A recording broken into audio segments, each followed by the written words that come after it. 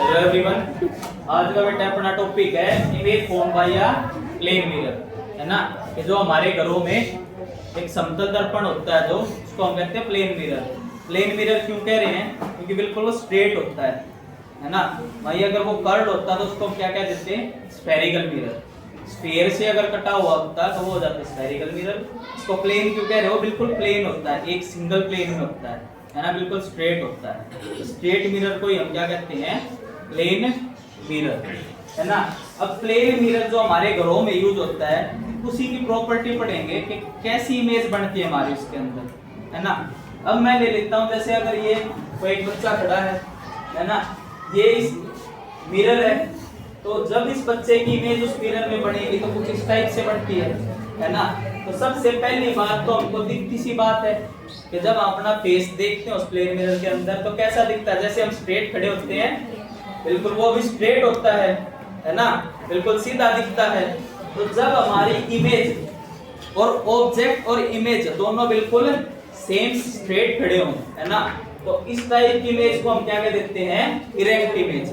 वहीं पे अगर हमारा ऑब्जेक्ट स्ट्रेट खड़ा है और इमेज कुछ इस टाइप से बन रही हो, है ना, मतलब इससे उल्टी बन रही हो, तो इस इमेज को हम क्या कह देते हैं? इन्वर्टेड, मतलब या उल्टी, है ना। समझ गए? क्लियर?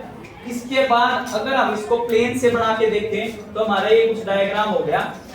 ये हमारा डायग्राम किसका? ये क्या हो गया? एक प्लेन मिरर। इस तरफ हमने इससे थोड़ी दूर एक ऑब्जेक्ट रख लिया। अब हम यहाँ से हमको कोई भी इमेज फॉर्म करने के लिए कितनी रे चाहिए होती हैं? 2, है ना। 2 रे जब मीट करेंगी तभी हमारी कोई ना कोई इमेज फॉर्म होती है। क्लियर? तो हमारा सबसे पहले यहाँ पे सिंपल हम लॉ ऑफ रिफ्लेक्शन लगाएंगे। लॉ ऑफ रिफ्लेक्शन क्या कहता है? इस ऑब्जेक्ट से जब एक रे स्ट्रेट गई, एक रे इस ऑब्जेक्ट से स्ट्रेट गई, मिरर को उसने हिट किया कितने एंगल पे? 90 डिग्री पे, है ना। जब उसने मिरर को हिट किया 90 डिग्री पे, जब कोई भी रे मिरर को 90 डिग्री पे हिट करती है तो क्या होता है? उसका सेम बाउंस बैक कर जाती है ना। कोई भी रे जब नॉर्मली हिट करती है किसी शाइनी सरफेस को तो वो क्या कर देती है? सेम रिट्रेस करती है अपने पाथ को, उसी पाथ को दोबारा बाउंस बैक करके जाएगी। मतलब अगर वो ऐसे गई टकरा के सेम रिट्रेस करेगी अपने आप को, है ना, बाउंस बैक कर जाएगी। क्लियर? एक रे को हमारी हो गई, हमको एक और रे चाहिए। हाँ, हम दूसरी ले लेते हैं कि इसको अगर हम एक एंगल से इंसिडेंट करें इस मिरर के ऊपर, है ना, एक एंगल से हमने इसको इंसिडेंट किया तो क्या होगा? जब ये इस एंगल से जाएगी तो इसी एंगल से ये रिफ्लेक्ट होके बाहर निकल जाएगी, है ना। क्लियर है इतना? अब खुद बताओ कि क्या ये वाली रे और ये वाली रे क्या ये इस तरफ कभी मीट कर पाएंगी? एक दूसरे को इंटरसेक्ट करेंगी कभी? है ना। तो हमने पढ़ा था बेटे इमेज के 2 टाइप होते हैं, एक रियल एक वर्चुअल। रियल इमेज कब बनती है? जब 2 रेज असली में, है ना, असली में एक दूसरे को इंटरसेक्ट करें, जब जो इमेज बनती है वो रियल इमेज होती है। जबकि हम 7th क्लास में ही पढ़ के आए हैं कि रियल इमेज कौन सी होती है? जो हम पर्दे पर ले सकें, स्क्रीन पर ले सकते हैं। अब आप खुद सोचो, आप एक मिरर के सामने खड़े हो, प्लेन मिरर के सामने, अगर मैं आपके पीछे एक पर्दा लगा दूं, स्क्रीन लगा दूं, क्या आप जो उसकी इमेज है, आपकी इमेज क्या उस पर्दे पर भी आ रही होती है? नो सर, नहीं आती ना, है ना। तो पर्दे पर जो इमेज नहीं आ पाई तो वो कौन सी इमेज होगी? वर्चुअल। अगर वो पर्दे पर आ जाती तो कौन सी हो जाती?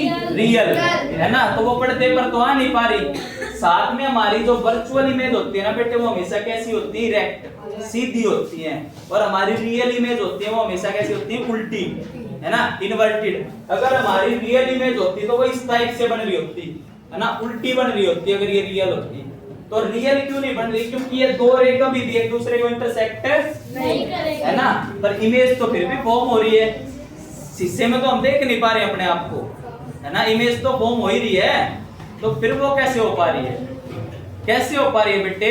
हम क्या करते हैं कि विर्चुअली इन लाइन को एक्सटेंड करके देखते हैं, है ना।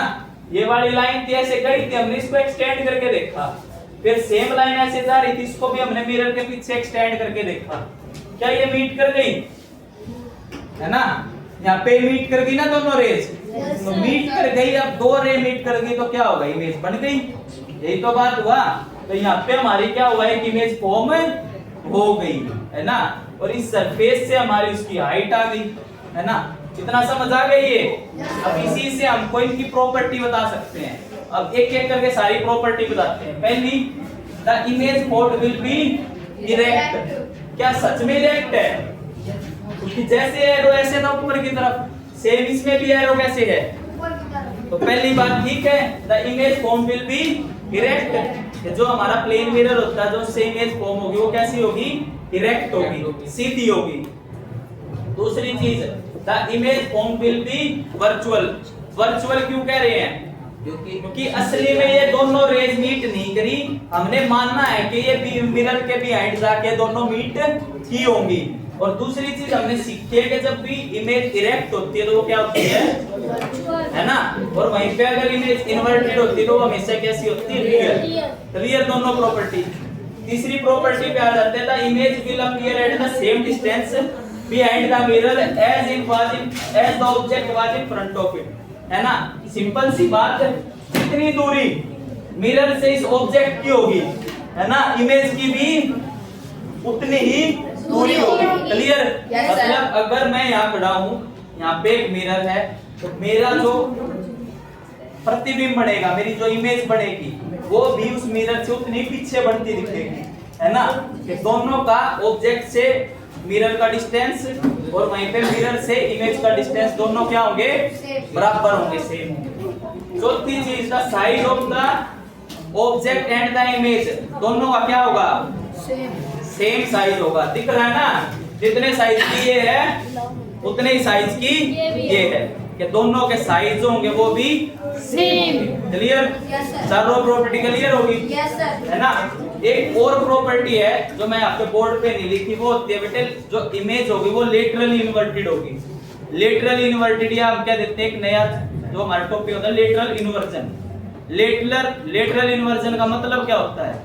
कि जैसे अब मैं हूं, आधा बेटा, जैसे मैं हूं, इस बच्चे को मैं मान लेता हूं कि ये बच्चा भी मेरी इमेज है ना। हम दोनों खड़े हैं, ठीक है। अब हमारे बीच में एक मिरर है ना, और मैं ये मान लेता हूं कि ये लड़का मेरी इमेज है ना। अब मैं अपना कौन सा हैंड उठा रहा हूं? Right hand. अब तू भी ये उठाई, तो मेरी कुछ इस टाइप से दिखेगी इमेज, है ना। कि वो बच्चा भी, मतलब जो मेरी इमेज होगी उसका भी ये राइट हैंड ही लग रहा होगा।